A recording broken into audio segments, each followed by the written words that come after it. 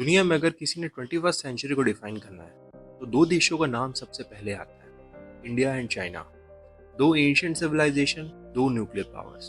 दुनिया की लगभग वन थर्ड पॉपुलेशन इन दोनों देशों में रहती है। लेकिन जून 2020 में हिमालय की गढ़वाल वैली में दोनों देशों के सोल्जर्स एक वायलेंट क्लैश में आमने सामने आ गए। No bullets were fired, they fought with sticks and stones. और पूरी दुनिया को याद आ गया कि एशिया के दो सबसे बड़े पावर्स के बीच की राइवलरी भी खत्म नहीं हुई। ये कहानी सिर्फ माउंटेन्स की नहीं है, ये कहानी है हिस्ट्री की, बॉर्डर्स की, ट्रेड की, नेशनल प्राइड की। ये कहानी है एशिया के फ्यूचर की। इंडिया और चाइना के रिलेशंस कभी सिंपल नहीं रहे। It's always been complex. The border region between India and China is now home to tens and thousands of troops who are constantly patrolling and are in standoff. कभी friendship, कभी mistrust, कभी trade और कभी military stand offs. आज दोनों countries के बीच लगभग ये 3500 किलोमीटर्स का बॉर्डर डिस्प्यूटेड एरिया है। लेकिन इंटरेस्टिंग बात ये है कि इंडिया और चाइना हमेशा डायरेक्ट नेबर्स नहीं थे। उनके बीच एक नेचुरल बफर हुआ करता था, that's called Tibet, cold desert. और यहीं से शुरू होती है इस राइवलरी की असली कहानी।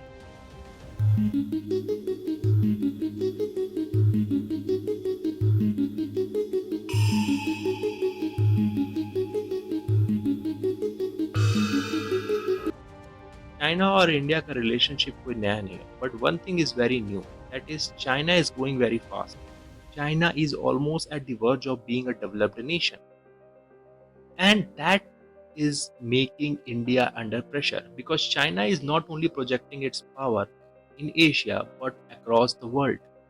But one thing is making this particular relationship very trickier, that United States is almost getting into the picture. The United States is making utmost pressure on India against China to balance the power in Asia. Let's look at this map, this region, particular region. If this particular region has always been stayed like this, things would not have changed. But something is there. Since both the countries got independence in 1949 and 1947, things have started to change, especially when China projecting its power over Tibet. 1949 में People's Republic of China establish होती है। उसके बाद Beijing ने अपनी territorial unity को strengthen करना शुरू किया और तिब्बत उस स्ट्रेटजी का एक इम्पॉर्टेंट हिस्सा था। 1950s की शुरुआत में चाइनीज फोर्सेस तिब्बत में एंटर हुई और धीरे धीरे तिब्बत को अपने कंट्रोल में ले लिया। चाइना के लिए तिब्बत नेशनल सिक्योरिटी और टेरिटोरियल इंटीग्रिटी का इशू था, लेकिन इंडिया के लिए कुछ का कुछ मतलब अलग था। पहली बार हिस्ट्री में इंडिया और चाइना के बीच डायरेक्ट बॉर्डर बन गया। एक हिमालयन बफर खत्म हो चुका था और एशिया की जियोपॉलिटिक्स हमेशा के लिए बदल गई। ये वो साल है 1959 का जब तिब्बत में अपराइजिंग हुई। Chinese forces was fighting against Tibetan army. Tibetan army was backed by US and that made Chinese army, especially Mao Zedong, angrier. और इस बात से तिब्बत के spiritual leader 14th Dalai Lama Himalayan cross करके इंडिया आ गए। इंडिया ने उन्हें असाइलम दे दिया। इंडिया के लिए ये ह्यूमैनिटेरियन डिसीजन था, लेकिन चाइना ने इसे अलग नजरिए से देखा। बीजिंग को लगा कि इंडिया तिब्बत इशू में इनडायरेक्टली इन्वॉल्व हो रहा है। ट्रस्ट टूटना शुरू हो गया, सस्पिशन बढ़ने लगा और दोनों कंट्रीज के रिलेशंस धीरे धीरे करके खराब होने लगे। बॉर्डर डिसएग्रीमेंट्स बढ़ते गए, ट्रस्ट कम होता गया और फिर आया साल 1962। हिमालय में वॉर शुरू हो गई। वॉर कुछ ही हफ्ते तक चली, लेकिन उसका इम्पैक्ट आज तक दोनों कंट्रीज के स्ट्रेटेजिक थिंकिंग में दिखाई देता है। इंडिया के लिए एक पेनफुल लेसन था, चाइना के लिए एक डिमॉन्स्ट्रेशन ऑफ मिलिट्री प्रिपेयर्डनेस था। 1962 ने दोनों कंट्रीज को परमानेंटली चेंज कर दिया, लेकिन सिर्फ कुछ साल पहले ही पिक्चर अलग थी। 1954 में इंडिया और चाइना ने साइन किया था पंचशील एग्रीमेंट, जिसमें म्यूचुअल रिस्पेक्ट, पीसफुल कोएग्जिस्टेंस। उस वक्त एक स्लोगन पूरे इंडिया में फेमस हुआ था, हिंदी चीनी भाई भाई। कई लोगों को लगा था कि ये दोनों सिविलाइजेशन मिलकर एशिया को लीड करेंगे, लेकिन हिस्ट्री ने कुछ और ही प्लान कर रखा था। वॉर के बाद चीजें बदल गई। 1962 के वॉर के बाद चाइना ने अपना टेरिटोरियल क्लेम इस एक्साई चीन में करने लगा। पाकिस्तान का एक खुद का क्लेम था और इंडिया का एक अपना खुद का क्लेम। ये सारे हिस्से इंडिया का पार्ट हुआ करते। अगले कुछ दशकों में चाइना ने 1964 में अपना न्यूक्लियर टेस्ट किया और इंडिया ने भी 1974 में किया। अब सिचुएशन बदल चुकी थी। अब दो न्यूक्लियर पावर्स डिस्प्यूटेड बॉर्डर्स के साथ एक दूसरे के सामने खड़े थे, इसलिए ओपन वॉर की कॉस्ट बहुत ज्यादा थी। 1980 के बाद दोनों कंट्रीज ने रियलाइज किया कि असली चैलेंज बॉर्डर नहीं, पॉवर्टी थी। करोड़ों लोग गरीबी में जी रहे थे और दोनों देशों ने इकोनॉमिक ग्रोथ को प्रायोरिटी बनाना शुरू कर दिया। Border security was not only an issue for China and India, now it has extended to something different. Infrastructure race, like आज rivalry सिर्फ सोल्जर से नहीं लड़ी जा रही है। Roads, railways, tunnels, airfields, infrastructure एक बैटलफील्ड बन चुका है। चाइना ने तिब्बत में डेकेड से मैसिव इंफ्रास्ट्रक्चर बिल्ड किया है। Highways, rail networks, border villages, air bases, dual use infrastructure जिससे ट्रूप्स को क्विकली मूव किया जा सके। इंडिया ने भी अपनी स्ट्रेटजी बदली। सेला टनल, ये एक टनल है जिसको इंडिया बना रहा है, काफी दूर तक बना चुका है। फ्रंटियर हाईवेज बना रहा है, स्ट्रेटेजिक रोड्स बना रहा है, टनल्स बना रहा है, एडवांस लैंडिंग ग्राउंड्स बना रहा है, बिलियंस ऑफ डॉलर्स भी खर्च कर रहा है। अरुणाचल और लद्दाख में बिलियंस ऑफ डॉलर्स के प्रोजेक्ट्स। दोनों कंट्रीज समझ चुके हैं मॉडर्न वॉरफेयर में लॉजिस्टिक्स की पावर है। बट एक सवाल हमेशा पूछा जाता है कि दोनों कंट्रीज कॉम्प्रोमाइज़ क्यों नहीं करती हैं? उनके लिए तिब्बत का रीज़न इतना इम्पोर्टेंट क्यों है? ना वहाँ कोई रहता है, बैरन माउंटेन्स हैं, कोल्ड डेजर्ट है, दूर दूर तक सिर्फ बर्फ ही बर्फ है, ऊंचे पहाड़ हैं। Nobody lives there, major population, major cities कुछ भी नहीं है, इट्स इनहेबिटेबल।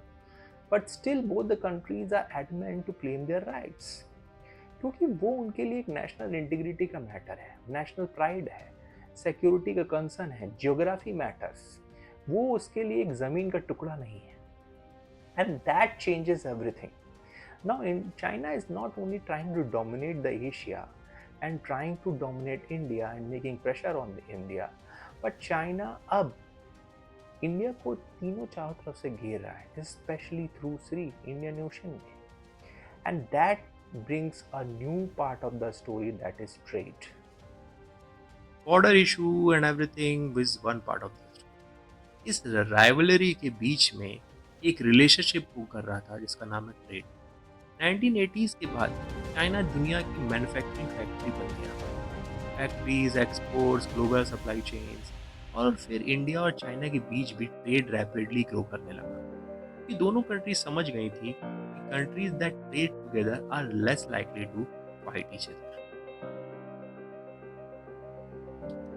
आज India and China 130 billion dollar से ज्यादा का ट्रेड करता है, लेकिन एक प्रॉब्लम है, ट्रेड बैलेंस हेविली चाइना के फेवर में है। इंडिया चाइना से इंपोर्ट करता है electronics, machinery, solar, battery, pharmaceutical, और चाइना इंडिया से इंपोर्ट करता है chemical, agriculture products, sea food, iron और कॉटन, प्रीशियस मेटल। यानी पॉलिटिकल टेंशन्स के बावजूद इकोनॉमिक रिलेशनशिप बहुत डीप है। बट इस ट्रेड का सबसे नेगेटिव फैक्टर ये है कि चाइना लगभग लगभग 130 बिलियन डॉलर का एक्सपोर्ट करता है इंडिया को, और इंडिया सिर्फ 14 बिलियन डॉलर का, जो कि बहुत हैविली इन्वेस्टेड है चाइना की तरफ से। And that is the negative part of the story. ये जो कॉशियस रिलेशनशिप है इंडिया और चाइना का, बहुत ज़्यादा डेलिकेट है। ट्रस्ट अभी भी लिमिटेड है। इंडिया ने चाइनीज ऐप जैसे टिकटॉक और दर्जनों ऐप को बैन कर दिया।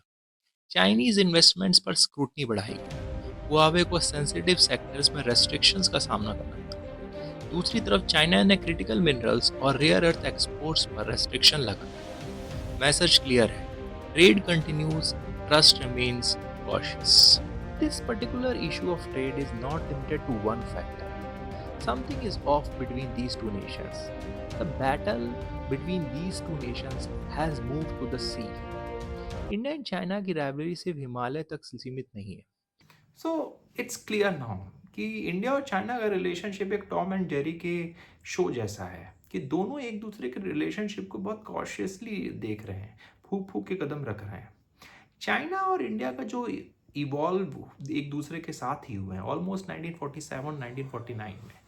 चाइना ने जो एक डेवलपमेंट देखा है वो 1980 से इवॉल्व होना चालू हो गया था, स्पेशली थ्रू एक्सपोर्ट, मैन्युफैक्चरिंग तेजी से बढ़ने लगी थी, और ये चीज़ें किसी एक रास्ते से होके गुजरती हैं। इंडिया ने भी वो चीज़ें देखना चालू किए हैं, थोड़ा late, but things have changed respectfully for both the countries. अब ये चीज़ें देखने का नज़रिया दोनों के लिए अब अलग हो गया है। वो ट्रेड था, बॉर्डर था, सिर्फ दो चीज़ें तरीक़ों से देखा जा रहा था। तो क्या सिर्फ दो ही चीज़ें? नहीं, things have changed now. That brings a different topic or part of the story, that is Indian Ocean. How things are evolving there. Both the countries are objecting each other through this particular trade route, that is Indian Ocean. आज इसका एक बड़ा हिस्सा battlefield का Indian ocean पे जाके खड़ा हो चुका है। दुनिया का बहुत बड़ा trade, oil, gas, container shipping, सब इसी रीजन से गुजरते हैं। स्ट्रेट ऑफ हॉर्मूज, बब अल मनाब, स्ट्रेट ऑफ मलक्का, ये सिर्फ वाटरवेज ही नहीं है, ये चोक पॉइंट्स हैं। ये जियोग्राफिकल ग्लोबल इकोनॉमी की लाइफलाइन कहे जाते हैं। चाइना की इकोनॉमी हेविली डिपेंडेंट है इस सी पे, और इसलिए चाइना इंडियन ओशन में अपनी प्रेजेंस बढ़ा रहा है। चाइना ने पोर्ट्स और इंफ्रास्ट्रक्चर प्रोजेक्ट्स में मैसिव इन्वेस्टमेंट किए हैं। ग्वादर पोर्ट पाकिस्तान, हम्बनतोता श्रीलंका, बांग्लादेश में प्रोजेक्ट्स, अफ्रीका में। वेस्टर्न एनालिसिस इसे कहते हैं स्ट्रिंग ऑफ पर्ल्स। चाइना कहता है ये कमर्शियल इन्वेस्टमेंट है। क्रिटिक्स कहते हैं ये फ्यूचर स्ट्रेटेजिक एसेट्स बन सकता है, जो इंडिया को चारों तरफ से घेर रहा है। सच जो भी हो, चाइना के फुटप्रिंट इंडियन ओशन में कंटिन्यूअसली ग्रो कर रहे हैं। इंडिया भी चुप नहीं बैठा। इंडिया ने अपनी पार्टनरशिप स्ट्रेंथन करना स्टार्ट किया, ओमान से, मॉरिशस से, सेशल से। अंडमान एंड निकोबार आइलैंड में ग्रेट निकोबार नाम का प्रोजेक्ट भी इंडिया स्टार्ट करने वाला है। नेवी मॉडर्नाइजेशन के नाम पे इंडो पैसिफिक पार्टनरशिप भी बिल्ड किया। इंडिया का ज्योग्राफिकल पोजीशन उसे इंडियन ओशन में नेचुरल एडवांटेज भी देता है, और इसी एडवांटेज को इंडिया स्ट्रेटेजिकली यूज कर रहा है। But this border security, trade, and this power game between the two countries in sea has shifted to some bigger game, that is global geopolitics. Cold war के दौरान दुनिया दो camps में divided थी, America led capitalist bloc और Soviet Union led communist bloc. India ने choose किया non alignment, लेकिन नॉन अलाइनमेंट का मतलब कभी न्यूट्रलिटी नहीं था। इंडिया ने अपने नेशनल इंटरेस्ट के अकॉर्डिंग पार्टनरशिप्स बनाई। सोवियत यूनियन डेकेड्स तक इंडिया का मेजर डिफेंस पार्टनर रहा। आज भी इंडिया रशिया से डिफेंस इक्विपमेंट और ऑयल खरीदता है, लेकिन दुनिया बदल चुकी है। इंडिया ने फ्रांस, अमेरिका, जापान और कई दूसरे कंट्रीज के साथ भी पार्टनरशिप्स एक्सपेंड की हैं। आज की दुनिया बाइपोलर नहीं है, मल्टीपोलर है, और इंडिया की स्ट्रेटजी स्ट्रेटेजिक ऑटोनॉमी कहलाती है। लेकिन आज की जियोपॉलिटिक्स सिर्फ इंडिया और चाइना की स्टोरी नहीं है। एक तीसरा प्लेयर भी, यूनाइटेड स्टेट्स।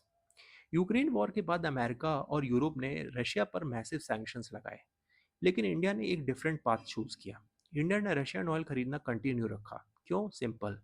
इंडिया अपना लगभग 90% क्रूड ऑयल इंपोर्ट करता है, और रशिया डिस्काउंटेड प्राइस पे ऑयल बेच रहा था। इंडिया के लिए आइडियोलॉजी का नहीं, एनर्जी सिक्योरिटी और नेशनल इंटरेस्ट का क्वेश्चन था। लेकिन वॉशिंगटन इसे डिफरेंटली देखता है। अमेरिका का आर्गुमेंट है कि रशियन ऑयल की परचेजेस इनडायरेक्टली मॉस्को को रेवेन्यू प्रोवाइड करती है, जो यूक्रेन वॉर को कंटिन्यू करता है। इसी वजह से अमेरिका ने इंडिया पर प्रेशर बनाया, टैरिफ थ्रेट दिए, रशियन ऑयल परचेजेस को रिड्यूस करने की डिमांड की, और कुछ समय के लिए इंडियन गुड्स पर एडिशनल टैरिफ भी इम्पोज कर दिया, अराउंड 50%, जिससे बायलैटरल रिलेशंस में टेंशन बढ़ गई। इंडियन गुड्स की डिमांड कम हो गई, इक्वालिटी भी क्लियर नहीं थी। इंडियन की फॉरेन पॉलिसी किसी एक ब्लॉक के साथ अलाइन होने की नहीं है। उसका प्रिंसिपल है स्ट्रेटेजिक ऑटोनॉमी, यानी अमेरिका के साथ पार्टनरशिप, रशिया के साथ डिफेंस टाइज, फ्रांस के साथ टेक्नोलॉजी कोऑपरेशन, मिडिल ईस्ट के साथ एनर्जी रिलेशंस, और इंडियो पैसिफिक में मल्टीपल पार्टनरशिप्स। इंडिया का मैसेज सिंपल था, we will work with everyone, but our decisions will ultimately be based on India's national interest. और शायद इसी वजह से 21st सेंचुरी की जियोपॉलिटिक्स में इंडिया को किसी कैंप का मेंबर नहीं, बल्कि एक इंडिपेंडेंट पावर के रूप में देखा जा रहा है। The world wants India to choose ideas, choose sides, but India is trying to build a future where it doesn't have to. But आज पूरी दुनिया एक ऐसे फेज से गुजर रही है जहां हम ये देख रहे हैं कि अमेरिका और चाइना का रिलेशनशिप कॉशियसली सही बट बढ़ रहा है। वेस्ट और रशिया का रिलेशन बहुत लोएस्ट पॉइंट पे है, और इंडिया एक यूनिक पोजीशन में खड़ा है। अमेरिका चाहता है कि इंडिया रशिया से ऑयल या वेपन्स की चीज़ें कम खरीदे। वॉशिंगटन चाहता है कि इंडिया अमेरिका से बहुत सारे गुड्स एंड सर्विसेज खरीदे। More than 500 billions of dollars of goods and services recently we have seen, Marco Rubio pointed out. लेकिन ये क्या इतना आसान है? इंडिया को चाहिए कि वो नेशनल इंटरेस्ट को चूज करे। हमने पास्ट में देखा है कि countries have permanent interest but not permanent friends. चीज़ें कभी बदल सकती हैं। इसीलिए देखा गया है कि किसी ने कहा भी है, अमेरिका से दोस्ती ज़्यादा बुरी है, and that brings a new paradigm in the situation. इसीलिए कहा गया है कि इंडिया को नेशनल इंटरेस्ट पे ज़्यादा ध्यान देना चाहिए। अगर चाइना से हमको टैकल करना है तो हमें फैक्ट्रीज बिल्ड करनी पड़ेगी, हमें मैन्युफैक्चरिंग अपने आगे बढ़ानी पड़ेगी, और ये चीज़ें कोई रातों रात नहीं हो सकती, इसके लिए सालों लगते हैं। I don't know how things will evolve, but हमें चाहिए कि हम चाइना को अगर टैकल करें तो हम पहले रशिया से भी अपनी वेपन्स और जो ऑयल की नीड्स हैं उसको कम ना करें। अमेरिका के साथ हम अपने मैन्युफैक्चरिंग, इन्वेस्टमेंट्स, टेक्नोलॉजी उसको बढ़ाएं, मिडिल ईस्ट के साथ एनर्जी रिलेशनशिप बनाए रखें, और फ्रांस और अदर यूरोप के देशों के साथ नई पार्टनरशिप बिल्ड करें। तो ये चीज़ें अगर बेटर होंगी तो things will be better for India in the future, especially in 21st century, because in the 21st century message is very clear that one who wins the country is not the one who wins by war, but by building the national interest, by building the strong character in the country, and that is the main motto.